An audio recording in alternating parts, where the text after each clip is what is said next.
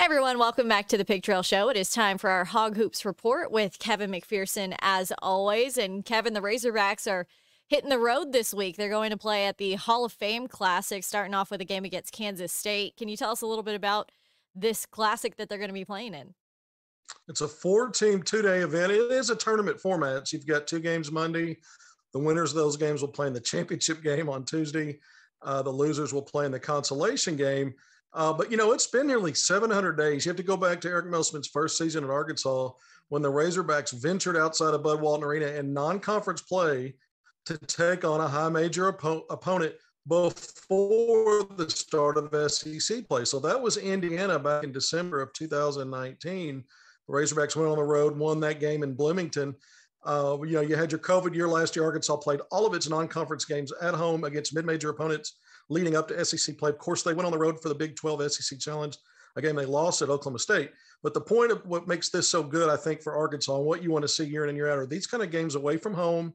You can play some really good mid-major opponents. We saw last year with Oral Roberts, North Texas, just to name a couple. Abilene Christian's another one Arkansas played. Arkansas had its struggles in some of those games, but when you play a high major opponent, someone that looks like you, teams that have collectively have more size, athleticism, talent, probably deeper, you need to match up against those kind of teams before you get into that grind of 18-game SEC play, where you're going to see more of that on a weekly basis, twice a week. So I think it's good for Arkansas. It comes in ranked 16th in the country. Those rankings haven't changed. We'll see if Arkansas moves up at all now that the Hogs are 3-0. But another struggle, against Northern Iowa before Arkansas won, going away by 13 points. I think it's another reason. Not only are you, testing yourself against stiffer competition, teams that more resemble you in terms of what I just mentioned, but you're also testing that ranking out early. Arkansas needs to bank some what I'll call NCAA net rankings credibility. And these are the kind of events you do it. You get out of your house. It's a neutral site, not a true road game, but the competition's better and it can help your resume if you get wins. And if you take some losses, Tara, or if you split, it doesn't necessarily hurt your resume. So I think it's good for Arkansas on many levels to do this. Again, it's been a couple of seasons since we've seen this team do this in non-conference play, get away from home, play some high major opponents. And look, Kansas State is no slouch. It hasn't been very good recently, but Bruce Weber, who's going to be a Hall of Fame coach, led this team to its own Elite Eight just 4 seasons ago. Team finished second to last year, won only 9 games on the season. But Weber teams are well coached. They've got some transfers in. I think this game, when Arkansas plays Kansas State at 8 o'clock on ESPN News, by the way, that's where fans can find it on Monday night. It'll give Arkansas a different kind of challenge. And the biggest, I'm going to call it the elephant in the room stat, Tara. Kansas State is shooting so far 44% from 3 in 2 wins against Florida A&M and Omaha, a couple of low Division I schools. Arkansas's defense on the three-point line is one of the worst in college basketball. Kansas State's 44% ranks 12th in the country. Arkansas is one of the worst defending the 3 line, almost 43.5%. So something on paper looks really advantageous for Kansas State there.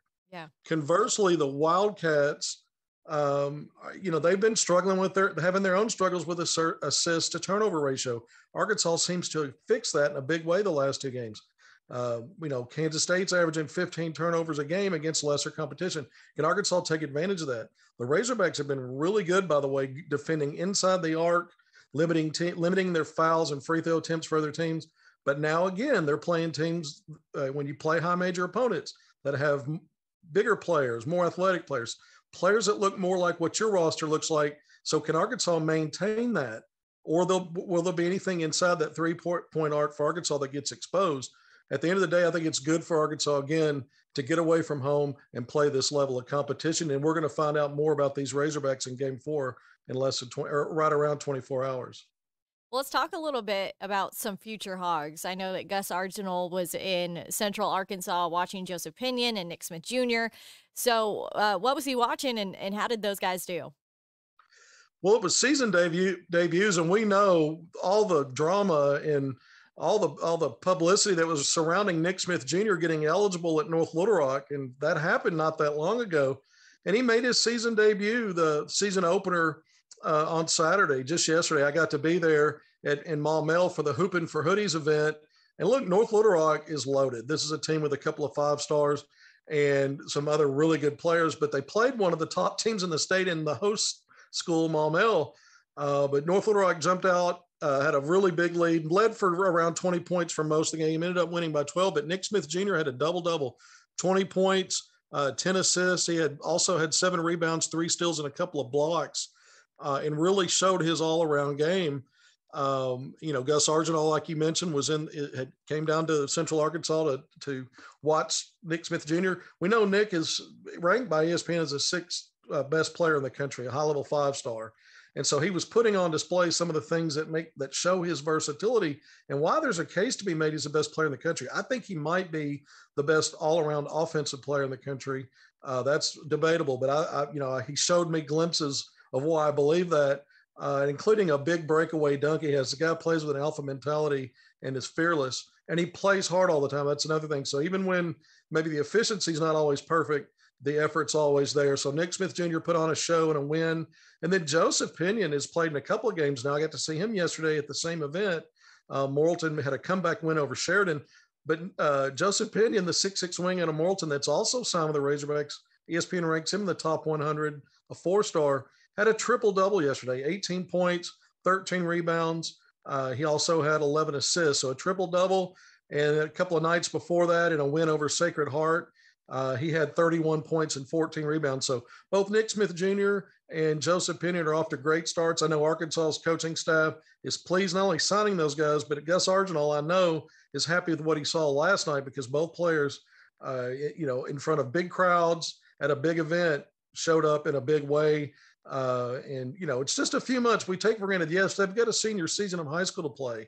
But right around Memorial Day, that's only in May, late May, early June, these guys will be on campus at Arkansas. So we're already getting an idea of how that might translate in just a few months to the next level. I also want to get a Pro Hog update from you as well. I know Bobby Portis is back from his injury from early in the season. How are he and the rest of the pro Razorback players doing so far this season? Well, Bobby Portis is picking up where he left off. He did have a hamstring injury. He missed all of the preseason, missed 5 games early in the start of the regular season, but he started the last 8 games as the Bucks deal with injuries. And in those 8 games, the Bucks have sort of kind of righted the ship. They've had so many injuries. They actually had a losing record for a minute. Right now, they're above 500 at 9-8, but they went undefeated this week. Bobby averaged a double-double this week, over 19 points, 11 rebounds per game. Collectively made 10 of 18 from 3. But in that starting lineup, he's really impacted that Milwaukee Bucks standard of excellence that we saw last year as that team went to the NBA Finals and won a title for the first time in 50 years. So Bobby Portis is a big part of the success there, not only as a reserve, but right now, I mentioned the 19-plus points and 11 rebounds per game in the last 3 games. They won all those games. But when you look at his 8.3 rebounds per game so far this season, that's top 25 in the NBA. So for a guy that predominantly plays off the bench, it's not just his offense, it's his glass work. He's an improved defender, and it's his energy. Sometimes the stats don't reveal what guys bring to the table and how they motivate teammates. Bobby Portis is in his 7th season now is one of the top NBA players when you talk about top reserves.